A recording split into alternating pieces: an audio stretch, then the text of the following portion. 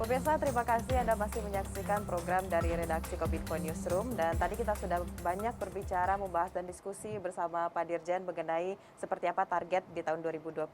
Dan saat ini kita juga ingin tahu nih Pak, kira-kira sejauh ini seperti apa peran komunikasi publik dalam mengubah sikap dan perilaku di tengah masyarakat. Menurut Bapak itu seberapa pentingnya peran ini Pak? Iya, jadi seperti saya sampaikan tadi, kita meminta pihak ketiga untuk melakukan penelitian bagaimana komunikasi publik PCPEN, ya, penanggulangan COVID dan pemulihan ekonomi.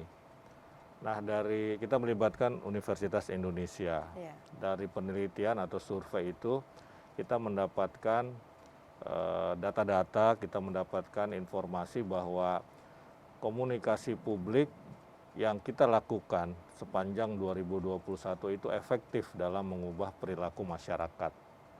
Kalau skala 1 sampai 5, kita mendapat angka kurang lebih ya di 4 lah ya.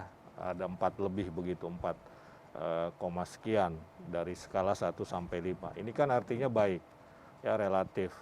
Jadi komunikasi publik yang kita lakukan mendorong masyarakat untuk mematuhi protokol kesehatan, ya, memakai masker, mencuci tangan dengan sabun, kemudian menjaga jarak, termasuk juga komunikasi publik dalam vaksinasi. Iya. Ya. Waktu di awal-awal di Januari ketika kita mulai vaksinasi Januari 2021 itu kan hanya sedikit masyarakat yang ingin divaksinasi karena berbagai persoalan termasuk hoax, dan hoax ini Iya. juga menjadi bagian yang kita tangani. Ya, kita tangani hoax itu, kita take down dari ruang digital, dari platform-platform digital, dan kita menyampaikan informasi yang benar kepada masyarakat tentang COVID dan vaksinasi. Akhirnya partisipasinya makin tinggi begitu kan. Kalau kita lihat di akhir tahun yang sudah divaksin dosis 1 itu kan 1 dosis itu sudah 70% sesuai target. Bahkan kita melampaui target yang dicanangkan oleh WHO. Nah, itu adalah berkat komunikasi publik. Nah, cuma memang dalam penelitian yang dilakukan oleh UI, jadi komunikasi publik itu kontribusinya dalam mengubah perilaku, walaupun tadi secara umum itu relatif baik, itu sebetulnya cuma 40-50%. Oke. Ya, 50% sampai 60% lainnya itu kontribusi yang lain. Ya, kontribusi yang lain ini misalnya begini, penegakan hukum, misalnya seperti itu ya. Ini perlu penelitian lebih lanjut, ya, perlu penelitian lebih lanjut, tetapi kontribusi komunikasi publik itu hanya 40-50%. Artinya apa? Komunikasi publik itu tidak bisa berdiri sendiri, dia harus didukung oleh kebijakan-kebijakan lain. Iya. Misalnya begini, kita mengkampanyekan orang untuk pakai masker. Kalau maskernya tidak tersedia, kan tidak bisa juga mengubah perilaku kan, seperti itu gitu loh. Nah, karena itu ya harus ada kebijakan menyiapkan infrastrukturnya. Apa itu masker? Misalnya begini, kita sudah mengimbau masyarakat lewat komunikasi publik untuk memakai masker di ruang publik. Ya. Ini harus dibarengi dengan misalnya penegakan hukum, dalam arti katakanlah Satpol PP itu patroli. Kalau ada yang tidak pakai masker maka dimintalah pakai masker. Di bandara-bandara juga saya lihat seperti itu, misalkan di Bali, Ngurah Rai. Itu petugas security-nya itu patroli dia dan mengingatkan kepada masyarakat yang tidak pakai masker ditaruh di dagu atau di telinganya atau di dipegang begitu tuh ya. untuk pakai masker. Nah, jadi ini harus beriringan. Komunikasi publik itu tidak bisa bekerja sendirian. Iya, benar. Harus ada dukungan. Harus ada maksudnya. dukungan dalam bentuk yang lain, kebijakan, penegakan hukum, ketersediaan infrastruktur.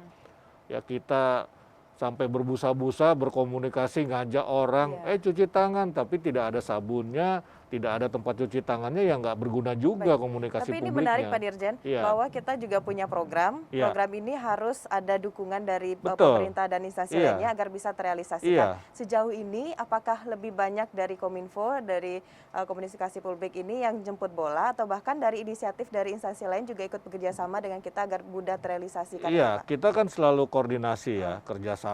Misalnya untuk komunikasi publik pencegahan penularan COVID di masa Natal dan Tahun Baru kemarin itu dikoordinasikan oleh Kementerian Koordinator PMK, ya Pembangunan Manusia dan Kebudayaan. Itu dikoordinasikan. Di situ ada Kementerian Perhubungan, di situ ada Kementerian Dalam Negeri, di situ pasti ada Kominfo, kemudian ada kementerian-kementerian lain yang tupoksinya atau tusinya itu sesuai dengan kementeriannya. Artinya apa? Kita selalu saling berkoordinasi, selalu saling mendukung, ya selalu saling mendukung. Dalam skema komunikasi publik yang saya bikin, grafiknya atau polanya itu saya selalu sampaikan ada hubungan timbal balik antara komunikasi publik dengan kebijakan-kebijakan kementerian lain. Contohnya beginilah, dalam masa Natal dan Tahun Baru kita mengatakan jangan bepergian, ya upayakan tahan diri tidak bepergian untuk mengurangi penularan COVID. Tapi ini kan harus didukung juga oleh kebijakan apa? Contohnya kebijakan apa? ASN tidak boleh cuti. Nah, ini kan kebijakan yang mendukung, gitu kan? Mendukung, saling mendukung.